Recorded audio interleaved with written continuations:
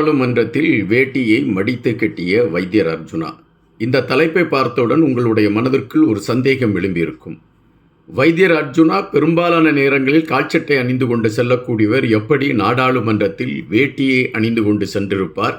அங்கு அவர் எப்படி வேட்டியை மடித்து கட்டி கொண்டு நின்றார் என்கின்ற ஒரு கேள்வி உங்கள் மனதிற்குள் எழும்பியிருக்கும். வேட்டியை மடித்து கட்டுவது என்பது ஒரு வீரம் சார்ந்த ஒரு பதிவு. வைத்தியர் அர்ஜுனா அவர்கள் நாடாளுமன்றத்தில் தொடர்ச்சியாக மக்கள் சார்ந்த விடயங்களை தொடர்ச்சியாக பேசிக் கொண்டிருக்கின்றார். இன்று கூட அவர் மக்கள் சார்ந்த விடயங்களை மையப்படுத்தி பேசியிருக்கிறார் என்கின்ற விடயத்தை முன்னிலைப்படுத்துவதற்காக, தமிழன் என்கின்ற அடையாளத்தை முன்னிலைப்படுத்தி அதை கொண்டு வந்து நிறுத்துவதற்காக இந்த தலைப்பை எடுத்து வைத்திருக்கிறோம். இந்த காணொலியில் பல விடயங்களை குறித்து நாம் பார்க்க இருக்கிறோம். எனவே காணொலியை கடைசி வரை பாருங்கள்.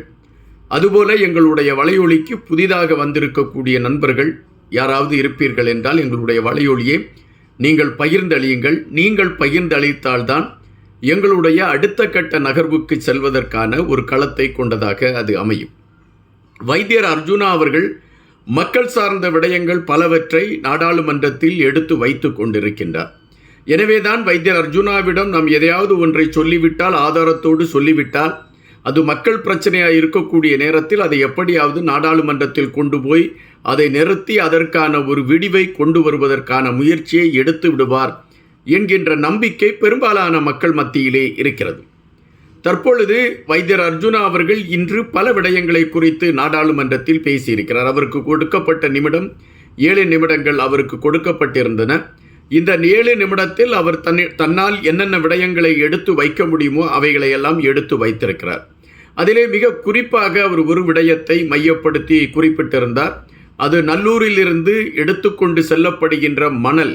இந்த மணல் ஒரு குறிப்பிட்ட மக்களுடைய வாழ்வாதாரங்களை பாதிக்கக்கூடிய அளவிற்கு இருக்கிற இந்த மணல் கொள்ளை என்கின்ற விடயத்தையும், ஒரு சில முதலாளிகள் இதை வைத்து தங்களை வளப்படுத்துவதற்கான ஒரு களத்தை எடுப்பதற்கான ஒரு சூழல் அமைந்திருக்கிறது என்பதை மையப்படுத்தி வைத்தியர் அர்ஜுனா அவர்கள் இன்று நாடாளுமன்றத்தில் அந்த பிரச்சனையை அவர் முன்னெடுத்து வைத்திருக்கிறார். இப்படி மக்கள் சார்ந்த பல விடயங்களை குறித்து பேசுகின்ற வைத்தியர் அர்ஜுனா அவர்களிடம் ஒரு சிலர் எடுத்து வைத்த கருத்துகளும் இருந்தன. குறிப்பாக பள்ளிக்கூடங்களில் நடைபெற்று கொண்டிருக்கக்கூடிய பகல் கொள்ளைகளை மையப்படுத்திய பல விடயங்கள் பரபரப்பாக பேசப்பட்டதுண்டு. நேற்று கூட நான் வெளியிட்ட காணொலியில் அதனை மையப்படுத்திய ஒரு செய்தியை குறிப்பிட்டிருந்தேன். அதாவது மக்கள் அதை மையப்படுத்திய கருத்துக்களை பதிவிட்டிருந்தார்கள். வைத்தியர் அர்ஜுனா அவர்கள் பல விடயங்களை குறித்து பேசுகின்றார். அதுபோல ஒரு பெருங்கள்ளன் சிக்கிக்கொண்டார் என்கின்ற விடயத்தை மையப்படுத்திய சில செய்திகளை எடுத்து வைக்கிறார். 2016ஆம் ஆண்டு நடந்த சம்பவம் என்பதால் அதனை நான் பெரிய ஒரு களத்திற்குள் கொண்டு செல்ல விரும்பவில்லை. ஆனால் இது முதல் முறை என்பதால் பொறுத்து கொண்டிருக்கின்றேன். மீண்டும் அதுபோன்ற தவறுகள் நடைபெறுகின்ற சூழலில் அதை நான் விட்டுவிடுவதாக இல்லை என்று வைத்தியர் அர்ஜுனா அவர்கள் குறிப்பிட்டிருந்த செய்திகளை நம்மால் பார்க்க முடிந்தது. எனவே பெரும்பாலான மக்கள் இந்த விடயத்தை குறித்து வந்தபொழுது வைத்தியர் அர்ஜுனா அவர்கள் எங்களுடைய குறிப்பிட்ட வடக்கு கிழக்கு பகுதிகளில் நடைபெற்று கொண்டிருக்கக்கூடிய பள்ளிக்கூடங்களில் நடைபெற்று கொண்டிருக்கக்கூடிய பகீர் கொள்ளைகளை மையப்படுத்திய செய்திகளை அவர் எடுத்து வைத்தால் சிறப்பாக இருக்கும் என்ற ஒரு தேடல் அவர்கள் மத்தியிலே இருக்கின்றன. எனவே அதனை மையப்படுத்தி சில தகவல்களை அவர்கள் குறிப்பிட்டிருந்தார்கள். அதனை நேற்று நான் பேசிய காணொலியில் கூட எந்தெந்த ஊர்களில் இதுபோன்ற கொள்ளைகள் நடைபெற்றது என்கின்ற குற்றச்சாட்டு இருக்கின்றன. மதிய உணவு வழங்கக்கூடிய இடத்தில் கூட இருக்கக்கூடிய பெரும் சிக்கலை மையப்படுத்திய பல விடயங்களை குறித்து பேசியிருந்தேன். இன்று வைத்தியர் அர்ஜுனா அவர்கள் அதை குறித்த ஒரு செய்தியை அவர் பதிவு செய்திருக்கின்றார் தன்னுடைய காணொலியில். அந்த காணொலியில் அவர் பதிவு செய்திருக்கக்கூடிய விடயத்தில் அவர் குறிப்பிட்டிருப்பது, பள்ளிக்கூடங்களில் நடைபெற்று கொண்டிருக்கக்கூடிய கொள்ளைகளை மையப்படுத்திய செய்திகள் எனக்கு வந்து கொண்டிருக்கின்றன.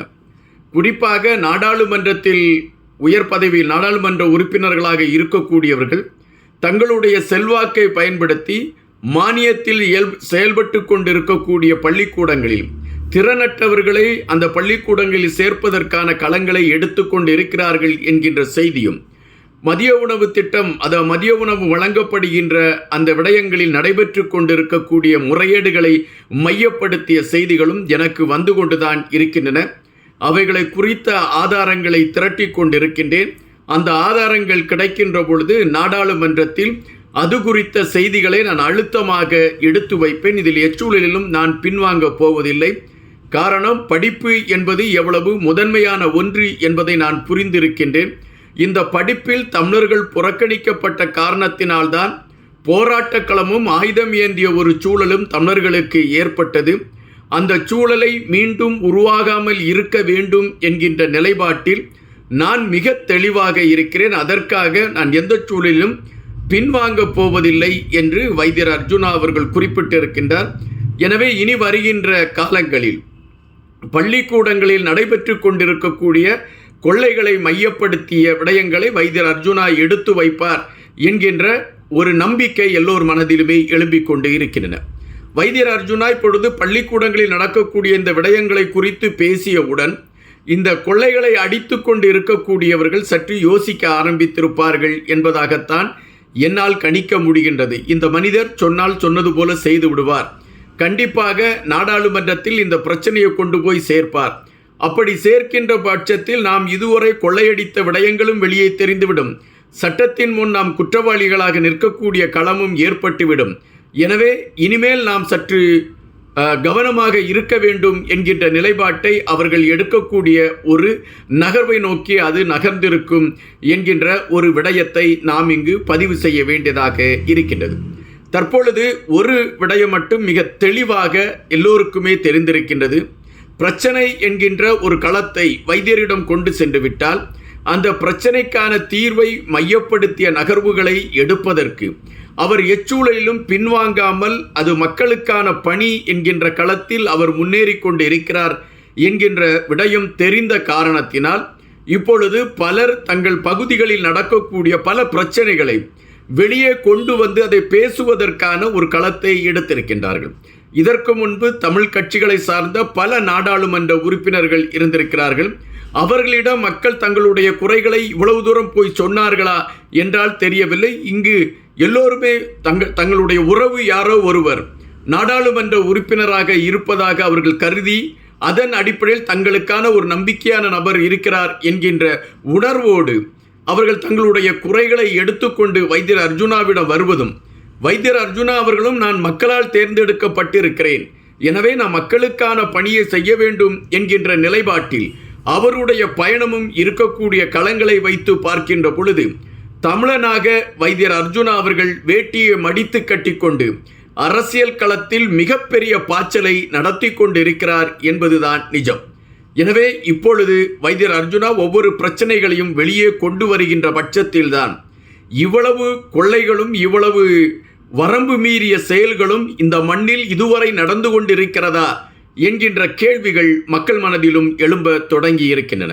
ஒரு பரபரப்பான களத்தை நோக்கி இலங்கை அரசியல் களம் சென்று கொண்டிருக்கக்கூடிய இந்த சூழலில் வைத்தியர் அர்ஜுனா தன்னை அடையாளப்படுத்துகின்ற அந்த நேர்மையான பாதை அவரை ஒவ்வொரு படியாக முன்னேற்றத்தை நோக்கி கொண்டு சென்று கொண்டிருக்கிறது என்பது நாம் இங்கு பதிவு செய்ய வேண்டியதாக இருக்கின்றன. நன்றியுடன் இன்பா.